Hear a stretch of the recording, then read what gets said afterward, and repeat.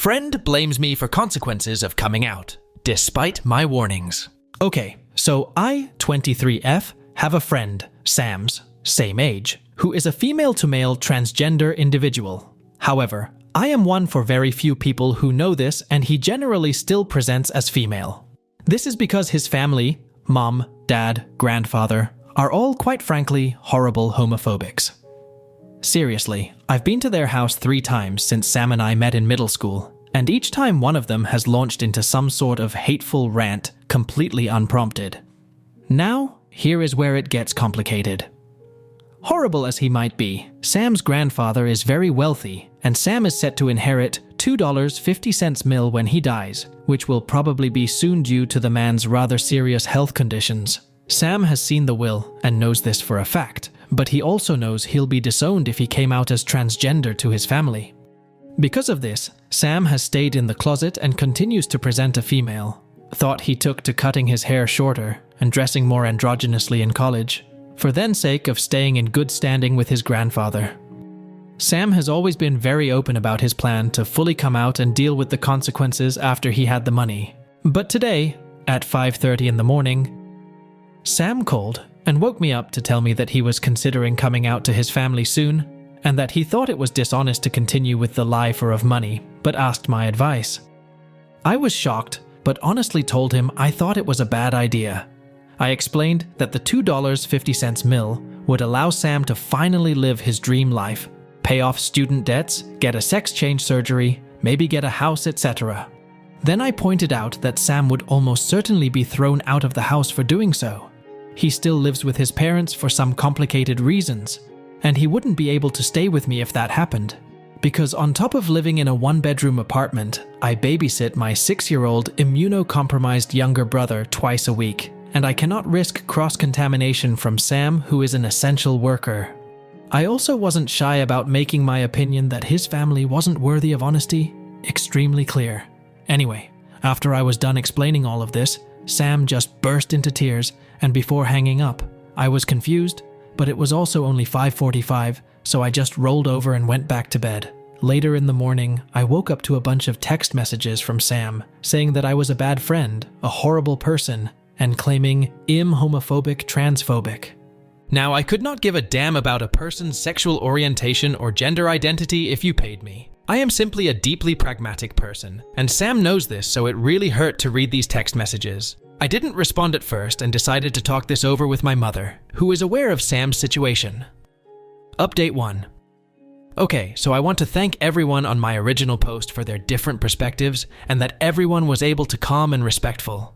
I'll be the first to admit that, while I have my own issues, I obviously cannot fully relate to Sam's struggles, and I probably could have been nicer about my concerns.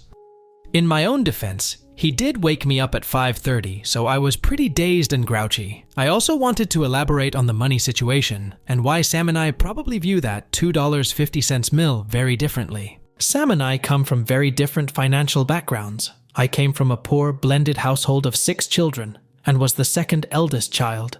We never starved, my extended family. We are all very close. But luxuries were hard to come by, and there were times my twin brother and I were both working multiple part-time jobs to keep the lights on, or to replace the water heater when it broke for the second time. I was only able to attend the same private schools as Sam was because of merit-based scholarships. I, and my family as a whole, am in a much better position now, money-wise, as I work 2 well-paying jobs, one of which is footing the bill for me to get my doctorate degree, but I still have a lot of money-related anxiety. Sam, however, was always been rich and, while his family are all pick, they never hesitated to spoil him financially. I called him a Visa kid, which is like a latchkey kid, but with his father's Visa card, which he was free to use on whatever he wanted. Sam never bragged about having vastly more money than I did, but there were definitely times when he was accidentally insensitive about it. He once commented about how rundown my house was after seeing where my stepdad had patched up some leaky pipes with neon orange duct tape, for example. Despite this, Sam usually had dinner at my house, my mom is a great cook, about twice a week, oblivious that my parents budgeted for each meal very carefully, and him being there was honestly an inconvenience. They both felt bad for him though, and never said anything. Currently, Sam has a well-paying job as a hospital lab tech, but has no real savings and is, in general, terrible with money. He has no idea how to budget, because his family has always paid for everything, and the only reason he was student loans is because they refused to pay for some study abroad Sam wanted to do. When I said he still lives at home, what I actually meant is that he lives in his parents' guest house, completely rent.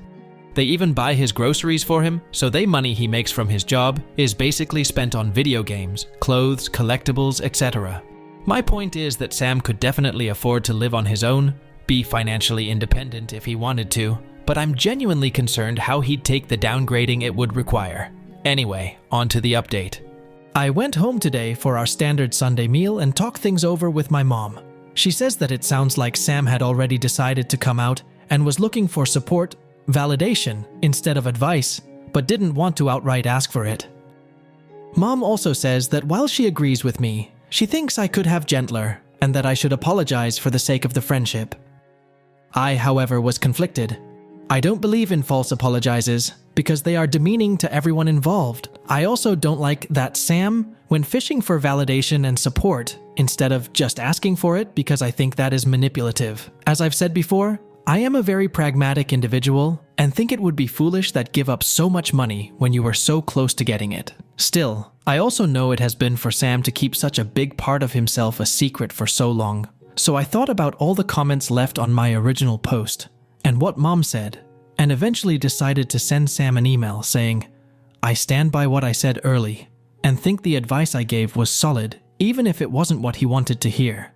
But I was sorry if what I said hurt him, and that hadn't been my intention at all. That I would, of course, stand by and support Sam if he made the choice to come out, as it was his choice.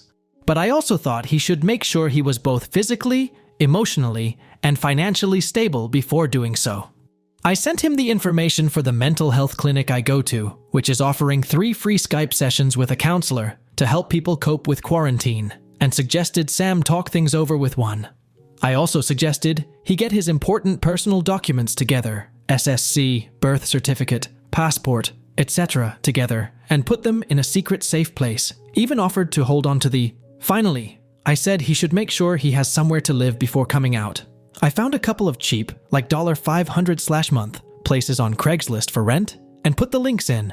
I even promised to pay for the first month's rent if necessary. Then I sent the email on out and went to help cook dinner. About an hour later, Sam called, but my hands were covered in flour and eggs, so I asked Sis, 16F, to answer my phone and put it on speaker, believing, falsely, we were about to have a calm adult situation. Sam blew up. For about 30 minutes, Sam just yelled about how there were more accusations of being homophobic, transphobic, accused me of calling him crazy, called me a robot. This one hurt the most, silly as it sounds, because I am on the autism spectrum and have a hard time with understanding expression emotions in general, which I am very sensitive about. Said he'd never move into any of the apartments I suggested because they were trashy, and wondered why he couldn't just stay with me. I tried to explain about my little brother again, only to be told, and I quote, "Why are you so worried about that brat? He isn't your kid. Just forget about him right now." Then Sam hung up again, and it was Sis's turn to blow. Sis is bisexual and has never really liked Sam, though I never knew why until now. Sis was angry that Sam would say those when I and our family have done nothing but support him. She said that throughout our years of friendship, it has always been me supporting Sam and never the other way around, despite having my own issues. I tried to argue, but Sis reminded me that after I had extensive eye surgery in high school to hopefully prevent me from going blind before 30, Sam couldn't be bothered to drop off my schoolwork or drive me to a checkup when no one else was available. She compared that to when I had to leave an important work dinner to pick up a drunk Sam from a gay bar, or when Sam got angry when I decided my old brother's wedding was more important than going to an LGBT+ event on our college campus with him. Honest, Sis has given me a lot to think about. Sam is an important friend to me. I obviously want the best for him, and I'm hoping this is all just stress from the current global situation boiling over or something. But Sis is right in that Sam has spent years expecting to be my #1 priority and using me as an emotional crutch. I'm going to give things a few days and see how they turn out. Update 2. A few years ago, I, 25F, posted a story about my former friend, Sam, FTM25. Sam had the misfortune to be born into an incredibly bigoted UT rich, and Sam stood to inherit a lot of money from his grandfather. Understandably, both of these things factored into Sam's decision not to come out to his family, at least not until his grandpa died and he got his inheritance. That was until 2 years ago when he called me very early in the morning to say he'd been thinking about coming out to his parents and asked what I thought. I told him that it was a bad idea due to a combination of him definitely getting written out of the will, getting kicked out of his parents' house and cut off altogether, money, healthcare, etc., not having any savings, and not having another place to stay. Well, Sam didn't like that. He accused me of being transphobic and a bad friend, amongst other things. A few more blow-ups later, which, along with my little sister, helped me realize that my friendship with Sam was unhealthily one-sided. It led to me making the difficult decision to cut Sam out of my life. I sent him one final email saying I was sorry about the fight, that I wished him well in whatever he chose to do, but that I also felt neither of us was getting much good out of our relationship. Then I blocked him and forced myself to push Sam out of my mind. It was hard. I worried about Sam a lot but was able to move out of my life. I spent these last 2 years working on myself, and it paid off. I climbed the ladder closer to my dream job, am in the best shape of my life, and most importantly, met my wonderful fiancé. Eventually, I managed to mostly forget about Sam. That brings us to yesterday. I was running errands when I stopped for coffee. When I was waiting for my drink, I heard someone call my name. It was Sam, and he looked rough, to the point I didn't even recognize him at first. Anyway, Sam decided to join me.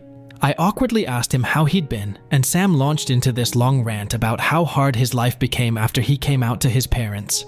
He got kicked out and cut off by his family, and since he didn't have enough savings to rent anywhere, Sam ended up having to couch surf for the past 2 years, losing a lot of friends when they got tired of him. Sam apparently got so depressed about everything that he stopped going to work and was finally fired about 6 months ago. When he was finally done, I honestly told Sam that I was sorry for everything he went through. He asked me if that was it, and another blow-up happened. Sam accused me of abandoning him when he needed my help. I said I did offer him help back then, but it just wasn't help that Sam liked. Then I told Sam that everything that happened to him was something I warned about, and that I didn't feel much sympathy for him because of that. He knew the risks, still came out, so he couldn't gripe about the consequences,